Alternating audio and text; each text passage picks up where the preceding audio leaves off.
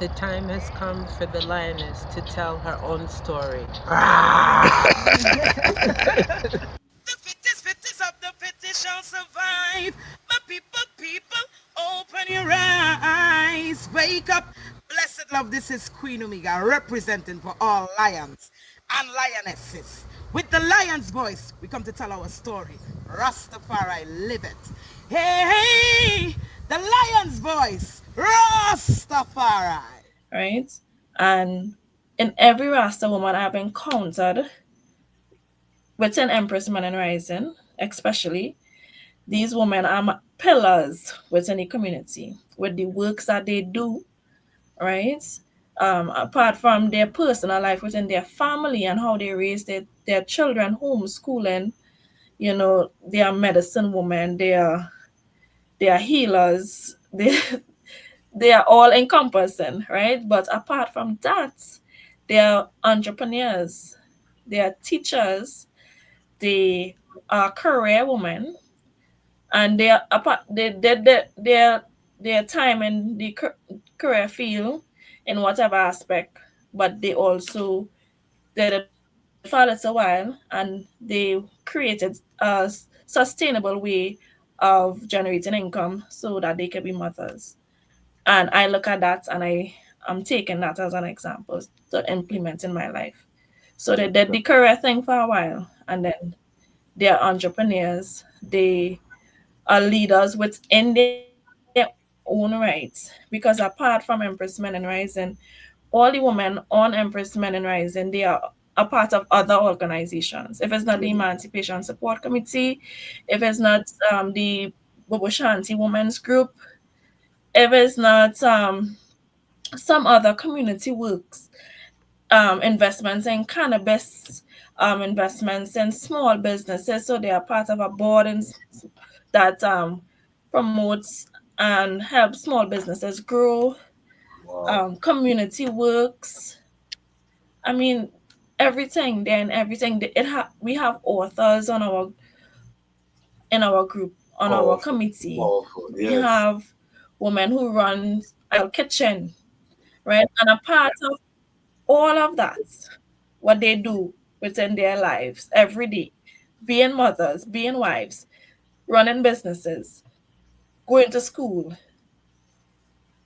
teaching the youths. They have time, they take time out of their day, once or two on a Tuesday to see how we can build up our group around the tenants of Empress Menen Rising and do community work. The year is 1892, and the land of Ethiopia has been experiencing 4 years of terrible famine and drought. They call it the Kikuken, or the Evil Days. At least 1/3 of the human population and 90% of the cattle have died. The hyenas have feasted on so many carcasses that they have become overweight and barely able to move. Just when the people could take no more of the evil days, a woman named Wasiro Yeshimabet is giving birth in a place called Ergersa Gora. This is her 9th attempt to bring forth new life. Her previous 8 attempts only resulted in death. Will this child live? Thankfully, a healthy baby boy is born. His first cries are drowned by thunder and lightning flashes across the night sky. The heavens open up and torrential rain starts to fall. Ethiopia's drought is over, and the baby boy is given the name Tabara, meaning one to be feared or respected.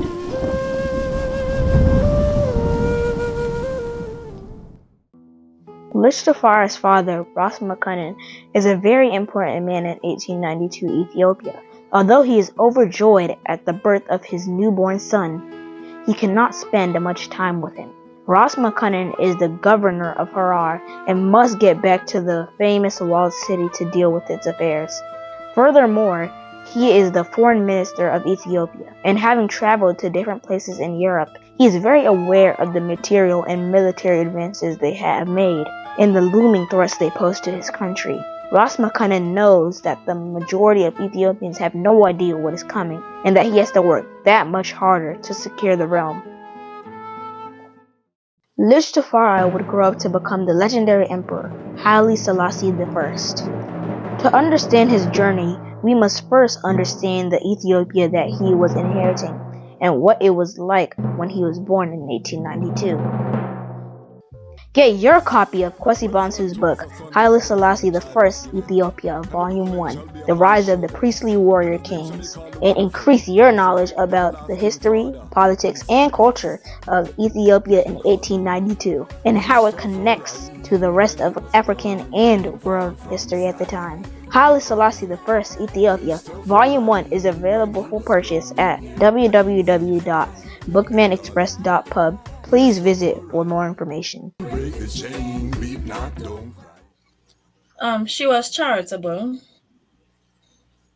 She was an entrepreneur, so she had her own, right? She always was an enterprising woman. She always tried to, have, well, she came from a noble family first and foremost. So she came from a little bit of comfort and wealth. So she used that to do charitable works, one. But she also used that, like seed capital to invest and grow as a woman through business and investing. And that enabled her to help her kingman, His Imperial Majesty, as well. She was a diplomat. She was a strategist, right? So she actually, you know, gave guidance to His Imperial Majesty on diplomatic and administrative works and nation building strategies. And apart from that, she was a caregiver to her many children, and she was a devoted Orthodox. So she didn't play about her church, right? She was always praying right through. And in times of trouble, she prayed. In good times, she prayed. And she used, her knowledge of, Orthodoxy to uplift the Ethiopian nation as well and embed that within the culture. So what Ethiopia is Orthodoxy, right? Because they were building a nation at that time, right? So what they wanted it to look like was uh, not a theocratic state. It was a developing nation, which was modern as well, but that was deeply rooted in spirituality and Orthodox spirituality, right? And in every Rasta woman I've encountered within Empress Menen Rising, especially, these women are pillars within the community with the works that they do, right? Apart from their personal life within their family and how they raise their children, homeschooling, they are medicine women, they are healers, they are all encompassing, right? But apart from that, they are entrepreneurs, they are teachers, they are career women, and they are apart their time in the career field in whatever aspect, but they also did it for a little while and they created a sustainable way of generating income so that they can be mothers. And I look at that and I'm taking that as an example to implement in my life. So they did the career thing for a while and then they are entrepreneurs. They are leaders within their own right. Because apart from Empress Men and Rising, all the women on Empress Men and Rising, they are a part of other organizations. If it's not the Emancipation Support Committee, if it's not the Bobo Shanti Women's Group, if it's not some other community works, investments in cannabis, investments in small businesses. So they are part of a board that promotes and helps small businesses grow, community works. I mean, everything. Then everything. We have authors on our in our group on our committee. We have women who run a kitchen, right? And a part of all of that, what they do within their lives every day, being mothers, being wives, running businesses, going to school, teaching the youths, they have time, they take time out of their day, or once or two on a Tuesday, to see how we can build up our group around the tenants of Empress Menen Rising and do community work. Wow. And it's a Wonderful. powerful thing. It's an How admirable how thing.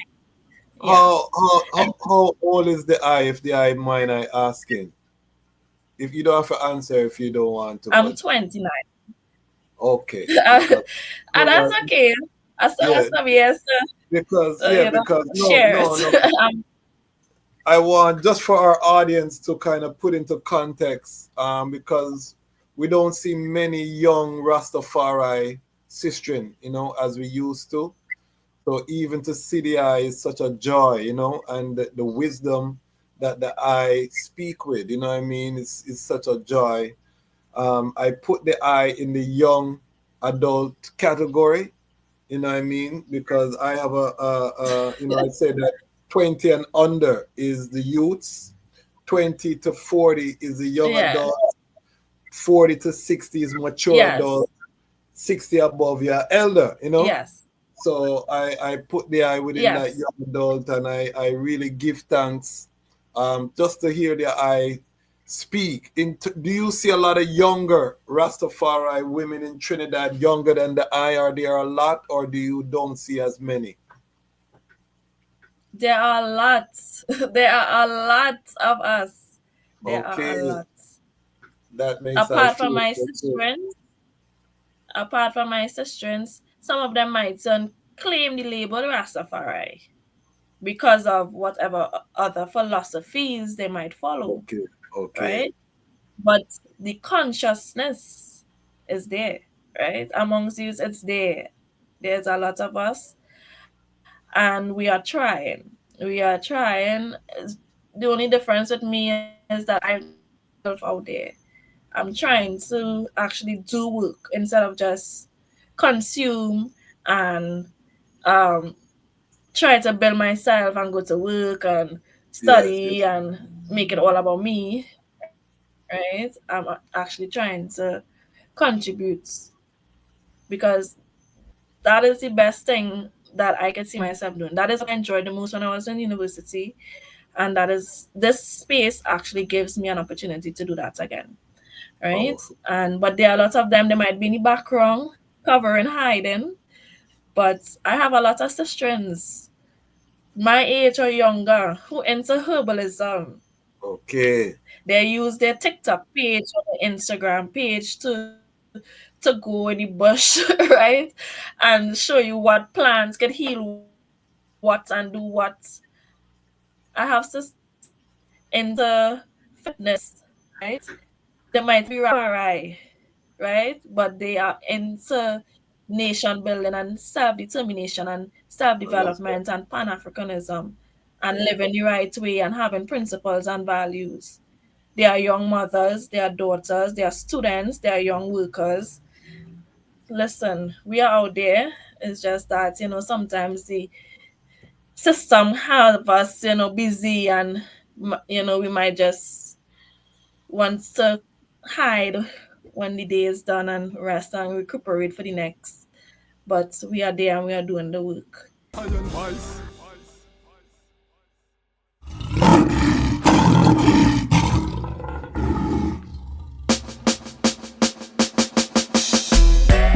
She's like the flowers in my garden, and her heart has never hardened, and she give me loving in the morning. Babylon, you are go far without no warning. Black woman, I said I wanna be your lover, and I don't want any other. You alone, I could have be my children's mother, but no struggle, so we both could help each other. And then I wanna be your lover, and I don't want any other. You alone, I could have be my children's mother, but no struggle, so we both could help each other. Started in the village, now we in the city. Journey where we have together, everybody see. Spent a little time out in captivity. Babylon, their plan was to destroy the family. Still I want you to bring a child for me. Maybe in the spring when birds are sing lovely, maybe we could plan to have a summer baby. I can be the man that you depend on. Put the pen to the paper, made a love song. Babylon, they separated us for so long, and the reason that they hated us was so wrong. Still the Most High, He created us, we so strong. Then same Kushite and the Dogon, love your melanin, no follow fi them program. Black woman, me nah go pass on you fi no one, no one, that's my slogan. Black woman, I said I wanna be your lover, and I don't want any other. You alone, I could be my children's mother, but no struggle, so people could help each other. Then I wanna be your lover, and I don't want any other. You alone, I could be my children's mother, but no struggle, so people could help each other. She's like the oxygen in my flame, loving where we have nobody can contain. Love so powerful, survive shackle and chain. Love it cross the ocean way before planes. Love survive them torture, rape and dear pain. When one escape, then the other get blame. That's why I never put no one above you. That's why I'm not ashamed to say I love you. That's why them dirty Babylon, they judge you. Feel the power when I kiss and when I hug you. Hold you for hours when I think about how they grudge you. I'm a lion, so I never gonna bug you.